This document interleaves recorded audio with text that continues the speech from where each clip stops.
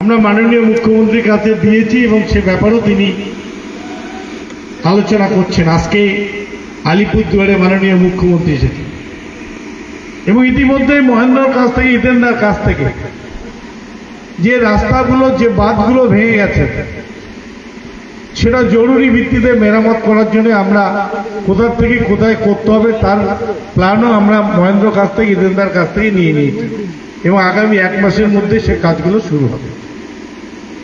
এবং একটা কথা না বললেই নয় যে আমাদের এত বড় একটা অনুষ্ঠান গেল, আনন্দ গেল, তারপরে একটা বিষাদ। আমরা মাথাভাঙার মানুষ, শীতলকুচির মানুষ, বিগত নির্বাচনে এখানে বিজেপিকে ভোট দিয়ে জয়ী করি এবং বিজেপির বিধায়ক আমি যেদিন এসেছিলাম সেদিন সেই জায়গায় এসেছে। অনেকে তাকে আটকিয়েছিলেন, আমি বলেছিলাম ছেড়ে দাও। বিজেপির বিধায়ক 5 বছর ধরে এলাকায় ছিল, আমি বলছিলাম সব জায়গায় যাওয়ার দরকার নেই, 1 কিলোমিটার রাস্তা যদি করার ক্ষমতা থাকে করুন। আমি জানি যে বিজেপি একটা বাংলা বিরোধী, বাঙালি বিরোধী রাজনৈতিক দল এবং আপনারা দেখছেন যে ভারতবর্ষের একটা সরকার আছে, বাংলার একটা সরকার আছে। মুখ্যমন্ত্রী পরের দিনেই উত্তরবঙ্গে চলে এলেন, আর আজ আপনি ভারতবর্ষের প্রধানমন্ত্রী কি ভারতবর্ষের স্বরাষ্ট্রমন্ত্রী, তারা উত্তরবঙ্গে আসার সময় পেলেন না। আমাদের মাননীয় মুখ্যমন্ত্রী তিনি প্রত্যেকটা মৃতের পরিবারকে 5 লক্ষ টাকা করে, কত সেদিন বুনো শুয়োর দিয়েও একজন মারা গেছে, বুনো হাতি দিয়েও মাঝে মাঝে মারা যায়, তখন প্রত্যেক পরিবারকে 5 লক্ষ টাকা এবং একটা করে চাকরি দেওয়ার ব্যবস্থা করে। ইতিমধ্যে আমরা এডিওকে বলে দিয়েছি যত জনের ফসল ক্ষতি হয়েছে প্রত্যেকের ফসলের ক্ষতির সীমা নির্ধারণ করতে হবে, প্রত্যেকের সেই ফসলের ক্ষতিপূরণ আমরা দেব। এখানেই তফাৎ তৃণমূল, কংগ্রেস এবং বিজেপি। আপনারা যারা বিজেপিকে ভোট দিয়েছেন মাথাভাঙার মানুষ, একবার প্রশ্ন করবেন না যে আমাদের মাননীয় মুখ্যমন্ত্রী সঙ্গে সঙ্গে ছুটে এলেন, প্রত্যেকটা পরিবারকে 5 লক্ষ করে টাকা দিলেন, আর কেন্দ্রের তরফ থেকে 1 টাকাও পর্যন্ত মৃতের পরিবার বা বন্যা দুর্গত এলাকার মানুষের জন্য ঘোষণা করা হয়নি। অথচ বিজেপির নেতারা উত্তরবঙ্গে 6 জন এমপি, এতজন বিধায়ক আছেন, তারা কেউ কোনো দরবার করলেন না, কোনো কিছু করলেন না। আমি এই জন্য বললাম যে এটা আপনাদের ভাববার বিষয় যে আপনারা কাকে নির্বাচিত করেছেন এবং এই দলটা শুধুমাত্র মানুষকে মিথ্যা কথা দেয়, মিথ্যা প্রতিশ্রুতি দেয়।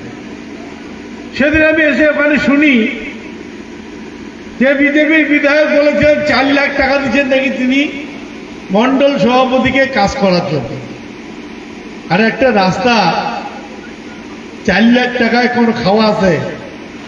তারপরে যখন সবাই ধরলো ওই যে মাথার টুকরো আছে, ওর নাম কি, হ্যাঁ, ও যখন বললো কাকে না, আমি চান্দা তুলির কইছি, একটা এমএলএ রাস্তা করবে না, মানুষকে বলে চান্দা তুলিয়ে করো, তাহলে তো ভোট মানুষ কিসের জন্য দিছে? কিসের জন্য ভোট দিচ্ছে? চান্দা তুলে রাস্তা করার। এই জায়গায় দাঁড়িয়ে আমাদের মনে রাখতে হবে যে বিজেপি বাংলা বিরোধী, বাঙালি বিরোধী। এবং আজকে এত মানুষ মারা গেল, এত মানুষের ঘরবাড়ি ভেঙে গেল, কেন্দ্র থেকে একটা কথাও বিজেপির প্রধানমন্ত্রী বা অন্য কোনো মন্ত্রী বললেন না। কেন? যে বাংলার মানুষ বিজেপিকে ভোট দেয়। আরে বাংলার মানুষ বিজেপিকে তো ভোট দিয়েছে, এতগুলো এমএলএ, এতগুলো এমপি, তাহলে ভোট যদি না দিত তাহলে এতগুলো এমপি, এতগুলো এমএলএ হতো কোথা থেকে? ও ক্ষমতা দখল করতে পারেনি, 2021-এ ক্ষমতা দখল করতে পারেনি। তাই বাংলার মানুষ জলে মরুক, ঘূর্ণিঝড়ে মরুক, আমফানে মরুক, আইলায় মরুক, তাদের কিচ্ছু আসে যায় না। তাই দেখছেন না আপনারা যে 100 দিনের কাজ করা আমাদের ন্যায্য অধিকার। আমরা ট্যাক্সের পয়সা কেন্দ্রীয় সরকারের কাছে জমা দেই, এটা কোনো দয়ার দান নয়, ভিক্ষা নয়। আমরা যে জিনিস কিনি প্রত্যেকটা জিনিসে কেন্দ্রীয় সরকারকে আমরা ট্যাক্স দেই, যার নাম জিএসটি। সেই ট্যাক্সের পয়সা কেন্দ্রীয় সরকারের কাছে জমা হয়। সেই টাকা থেকে ভারতবর্ষে আইন আছে, আমাদের সংবিধান, প্রত্যেকটা কর্মক্ষম মানুষ যার জব কার্ড আছে তাকে 100 দিনের কাজ দিতে হবে। এই আইনটা বিজেপি করেনি। এই আইনটা ইউপিএর আমলে, মনমোহন সিং এর আমলের আইন। কিন্তু বাংলায় বিজেপি 2021-এ ক্ষমতায় আসতে না পারার জন্য 100 দিনের টাকা বন্ধ করে দিল। আপনাদের গরিব মানুষ, বাংলার মাথার উপরে ছাদ নেই, প্রত্যেকের ইন্দিরা আবাস পাওয়ার লক্ষ্য, সবাই চায় যে ইন্দিরা আবাসের একটা পাইলে, ঘরটা পাইলে ভালো হয়। সে 2018 থেকে ইন্দিরা আবাসের টাকা বন্ধ। নাম বদল করলো প্রধানমন্ত্রী আবাস যোজনা। আরে দাও, তাও টাকা দাও, সেটাও টাকা নেই। মাননীয় মুখ্যমন্ত্রী মমতা ব্যানার্জি বাংলার গরিব মানুষের কথা ভেবে 2025 সালের প্রথমের দিকে 11 লক্ষ মানুষকে 1,20,000 টাকা করে দেয়। আরো কুচবিহার জেলার 1,90,000 মানুষের ঘর অনুমোদন হয়েছে। আগামী ডিসেম্বর মাসে পয়লা কিস্তি পাবেন, ফেব্রুয়ারি মাসে দ্বিতীয় কিস্তি পাবেন। এটা তৃণমূল কংগ্রেস, মমতা ব্যানার্জি কোনো নির্বাচনী প্রতিশ্রুতি নয়, যা করে তা করে। বিজেপির মতো আমরা বলি না যে আমাদের ভোট দাও 15 লক্ষ টাকা দেব, 2 কোটি বেকারের চাকরি দিব, বিনা পয়সায় গ্যাস দেব, সবকা সাথ সবকা বিকাশ হবে, গরিব ধনী থাকবে না, সবাই সমান। আজকে কিছুই তার নাই, মিথ্যা মিথ্যা মিথ্যা মিথ্যা। দুটো দলের মধ্যে মৌলিক ফারাক। আজকে পূজার শেষ, বিজয় সম্মেলনীর পরে আমাদের ভোটের মঞ্চে নামতে হবে। হিতেন্দ্র বলল যে সবচেয়ে গুরুত্বপূর্ণ বিষয় এসআইআর, যে ভোটার লিস্টে যদি আমার নামে না থাকে তাহলে লড়াইটা করবো করে। লড়াই করার জন্য দরকার ভোটার লিস্টের নাম। আর যাই যাই আছেন যে 2002 হিতেন্দ্র কইতে ভুলে গেছে, 2002 নাম থাকলে ফর্মটা ফিল আপ করা খাবে, এসআইআর এর ফর্মটা ফিল আপ করা খাবে। 2002 ভোটার কার্ডের জেরক্স খান দিতে হবে ভোটার লিস্টে, আর ফর্ম কার্ড কিন্তু সই করে ফিল আপ করা। এটা যদি না করেন তাহলে 2002 নাম থাকলেও নাম পরে থাকবে না। আর 2002 পরে যারা ভোটার লিস্টের নাম উঠছে তাদের নাম ভোটার লিস্টে তুলতে গেলে বাবা মার ভোটার লিস্ট 2002 লাগবে, নিজের জন্মের সার্টিফিকেট লাগবে, না হলে স্কুল সার্টিফিকেট, নাহলে আরো 10টা ডকুমেন্ট আছে যেগুলো আমাদের কারণে নেই। তাহলে কেন এসআইআর? এবার বুঝতে হবে বিজেপির চক্রান্ত এখানে কোথায়। এসআইআরটা কেন? এই তো 2024-এ ভোট হলো, 1 বছর হলো। এই ভোটার কার্ড যদি জাল হয়, আমরা যদি নাগরিক না হই, তাহলে যে ভোট দিয়ে 2024-এ আপনারা আমাকে ভোট দিচ্ছেন, তাহলে আমিও জাল, আপনারাও জাল, ভারতবর্ষের প্রধানমন্ত্রীও জাল। তাহলে ভারতবর্ষের প্রধানমন্ত্রী উচিত তিনি আগে পদত্যাগ করে গোটা মন্ত্রিসভা পদত্যাগ করুক, করে নির্বাচন কমিশনকে বলুক এসআইআর গোটা ভারতবর্ষে একই সঙ্গে করে, তারপরে ভোটার তালিকা তৈরি হোক, তারপরে ভোট হোক, জনগণ তাকে ভোট দিবে, তিনি দিল্লির ক্ষমতা আসবে। তোমার ভোটের সভা চলবে, আর যখন বিধানসভার ভোট আসবে তখন চলবে না, তখন এগুলো যাবে। তাহলে এসআইআর কোথায় হচ্ছে? বিহারে। কেন? বিহারে নির্বাচন। বাংলায় এসআইআর করতে হবে, কারণ 2026-এ নির্বাচন। বিশেষ করে প্ল্যান করছে বিজেপি যে সংখ্যালঘু 128 থেকে 30টা বুথ আছে যেখানে সংখ্যালঘুরা জেতার জন্য ফ্যাক্টর, সেই বুথ, সেই বিধানসভা থেকে 30 থেকে 40,000 লোকের নাম যদি বাদ দেওয়া যায় তাহলে কেল্লা ফাতে। এটা হলো টার্গেট, মূল টার্গেট এটা। বিভিন্ন জায়গা থেকে কিছু মহিলারা, কিছু মেয়েরা তারা সার্ভে করার নাম নিয়ে আপনাদের বাড়ি বাড়ি যাবে, বিশেষ করে সংখ্যালঘু অধ্যুষিত এলাকাগুলো। ভোটার কার্ড দেখতে যাবে, আধার কার্ড দেখতে যাবে, বলবে এটা ঘরের সার্ভে, অমুক সার্ভে। আপনারা তো খুশি মনে সব দেবে। মমতা ব্যানার্জি বলছি, কোন সার্ভেকে আমরা কোন ডকুমেন্ট শো করব না। কেউ হোক, যদি সঙ্গে ভিডিও বা প্রধান বা আমাদের এক্সিকিউটিভ না থাকে, কোন লোকের সার্ভে আমরা কোনো কিছু দেখাবো না।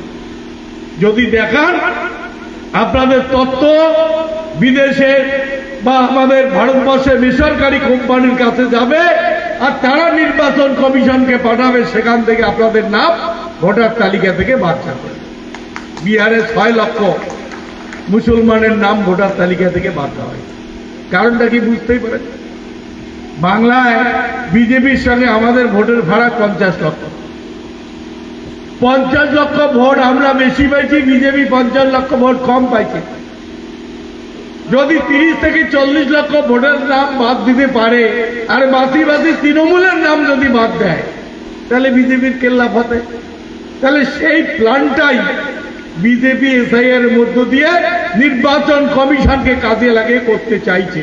এখানে অঞ্চল সভাপতি, বুথ সভাপতি, পঞ্চায়েত জনপ্রতিনিধি এবং বিএলএ 2 প্রত্যেককে সজাগ থাকতে হবে। কোন এলাকায় যাতে কোনো ভোটারের নাম বাদ দিতে না পারে। মৃত ভোটারের নাম বাদ যাক, আমাদের কোনো আপত্তি নেই। যারা এলাকায় থাকে না তাদের নাম বাদ যাক, যাদের 2 জায়গায় ভোট আছে তাদের নাম বাদ যাক। কিন্তু জেনুইন ভোটার এলাকায় থাকে, জীবিত আছে, এখানকার নাগরিক, তার নাম যদি বাদ দিতে চায়, তাহলে সেই বিএলও বা নির্বাচন কমিশনকে ছাড়া হবে না। এটা মনে রাখতে হবে। আজকে বিজেপি বিভিন্ন জায়গায় বলে বেড়াচ্ছে, আরে ভাই তোমার কি অধিকার আছে? মমতা ব্যানার্জি জন্ম থেকে মৃত্যু পর্যন্ত 74টার বেশি প্রকল্প মানুষকে দিচ্ছে। এখানে মা বোনরা আছেন, দাদা ভাইয়ের আছেন, প্রত্যেকটা পরিবার মমতা ব্যানার্জির উন্নয়ন পান। কেউ বলতে পারবে না বুক চাপড়ে যে আমি মমতা ব্যানার্জির 10 টাকা পাই। যদি বলেন, আমি বলবো আপনি মিথ্যা কথা বলেন, আপনি মিথ্যা কথা বলেন। আপনি বিনা পয়সার চাল পান, মমতা ব্যানার্জি সে চাল দেয় আপনাকে। আপনি কন্যাশ্রী পান, রূপশ্রী পান, আপনার বাড়ির বউ লক্ষ্মীর ভান্ডার পায়, আপনার বাড়ির বয়স্ক মানুষটা বৃদ্ধ ভাতা পায়, আপনার বাড়ির ছাত্র ছাত্রী শিক্ষাশ্রী ঐক্যশ্রীর টাকা পায়, আপনার বাড়ির ছাত্র ছাত্রী মোবাইল কেনার টাকা পায়, আপনার বাড়ির কৃষক কৃষক বন্ধুর টাকা পায়। সবগুলো যদি একখানে মিল করেন, তাহলে একটা করে পরিবার 80 থেকে 1 লাখ টাকা পায়। আর বিজেপি খালি হিন্দু আর মুসলমান, হিন্দু আর মুসলমান। 2021 থেকে 2014 থেকে 2025, আপনারা বলুন তো এখানে যারা আছেন, একজন বলতে পারবেন যে এই প্রকল্পটা বিজেপি আমাদের জন্য করেছে, আমরা বিজেপির কাছ থেকে এই প্রকল্পের সুবিধা পেয়েছি? কারো বলার ক্ষমতা নেই। তাহলে সেই বিজেপি ভোট চাওয়ার কোনো অধিকার আছে? সেই বিজেপির ভোট চাওয়ার কোনো অধিকার আছে? কোনো অধিকার নেই। তাই বিজেপির কোন নেতা, কোন এমএলএ বা কোন মন্ত্রী এলাকায় যদি ঢোকে, চারিদিক থেকে ব্যারিকেড করে ধরে জবাব চাইবেন, এই 10-11 বছরে কেন্দ্রের সরকারের থেকে তুমি কি করেছো? মাথা ভাঙার মানুষ তো আরো বেশি সুবিধা। সেদিন বন্যা গেল, মাননীয় মুখ্যমন্ত্রী মমতা ব্যানার্জি টাকা দিলেন, রাস্তা নির্মাণ হচ্ছে, বাঁধ নির্মাণ হচ্ছে, তুমি বিজেপি কি করবে? কি জবাব আছে? ঘেরাও করে ধরবেন, কোন এলাকায় ঢুকলে আটকাবেন, বিশেষ করে মা বোনরা সামনে গিয়ে দাঁড়াবেন, জবাব চাইবেন। বলে যে বিজেপি ক্ষমতা আসলে অন্নপূর্ণ ভান্ডার 3000 টাকা করবে। অনেক মহিলারা বলে যে আমার 1200 টাকা, 1000 টাকা, আর বিজেপি কয় 3000 টাকা দিবে। আমি বলবো মায়েরা বিজেপিকে জিজ্ঞাসা করবে যে বাংলায় তোমার দরকার নেই, আসাম তোমার বিজেপি সরকার, বিহার তোমার বিজেপি সরকার, উত্তরপ্রদেশ তোমার বিজেপি সরকার, সেখানে কি অন্নপূর্ণা ভান্ডার চালু হয়েছে? হয়নি। তাহলে সেখানে আগে করো, বিহারে করো, উত্তরপ্রদেশে করো, গুজরাটে করো, মহারাষ্ট্রে করো, তারপরে বাংলায়। তাহলে আগে করবা না তোমার যেখানে সরকার হাতে, আর তোমরা বাংলায় ওই 15 লাখ টাকার মতো মিথ্যা কথা বলবা, এটা হতে পারে না। তাই মাথাভাঙা এলাকার প্রত্যেকটা বুথ কমিটি, অঞ্চল কমিটি, ব্লক কমিটি, প্রত্যেকটা সদস্যর কাছে আমার অনুরোধ থাকলো, এখন থেকে বুথে বুথে বুথ কমিটিটাকে স্ট্রং করবেন। বুথ চার ভোটটা, যার বুথ তার ভোট, যার বুথ নাই তার ভোট নাই। এখন থেকে টার্গেট করবেন মাথাভাঙার 7টা অঞ্চলে কোন জায়গায় কোন বুথে বিজেপি যাতে নির্বাচনী এজেন্ট খুঁজে না পায়, তার ব্যবস্থা করতে হবে। নির্বাচনী এজেন্ট যাতে বিজেপি খুঁজে না পায়, তার ব্যবস্থা আমাদের করতে হবে। আর এই কাজ করার জন্য যে প্রক্রিয়া অবলম্বন করা দরকার, আপনারা সেই প্রক্রিয়া অবলম্বন করবেন। দল আপনাদের সঙ্গে আছে, দল আপনাদের সাথে। আমি আপনাদের কাছে অনুরোধ করব, অভিজিৎ মৌমিক আসছেন, আমি একটা জলসায় যাব, সেটা উদ্বোধন করতে হবে। অতএব আমি বক্তব্য বাড়াবো। আমি প্রত্যেকের কাছে অনুরোধ করব যে 2024 আমরা পার করেছি। মাথাভাঙার মানুষ বলছিল যে মাথাভাঙার 7টা অঞ্চলে অনেক লস হবে, কিন্তু মহেন্দ্রনাথ অনেক ভালো করেছে, এটা আরো ভালো করা দরকার। 2026 আমরা যেমন করে রাম দুর্গা পূজার মধ্য দিয়ে মা দুর্গার কাছে বর নিয়ে রাবণকে বধ করেছিল, তেমনি ভাবে বিজয় সম্মেলনের এই মঞ্চ থেকে প্রত্যেকে শপথ নিয়ে 2026-এ বিজেপিকে মাথাভাঙা থেকে, কুচবিহার জেলা থেকে আমরা নিশ্চিহ্ন নির্মূল করে দিব। এই শপথ আমাদের প্রত্যেকে নিয়ে এখান থেকে যাবেন এবং বুধে বুধে, অঞ্চলে অঞ্চলে এই প্রোগ্রামগুলো করবেন। এইটুক আবেদন রেখে সবাইকে আরেকবার বিজয়ার প্রীতি ও শুভেচ্ছা নমস্কার জানিয়ে আমার বক্তব্য শেষ করছি। আমি চলে যাব, বললাম একটা জলসা উদ্বোধন করব। সবাই ভালো থাকবেন, সুস্থ থাকবেন। সবাইকে আমার নমস্কার।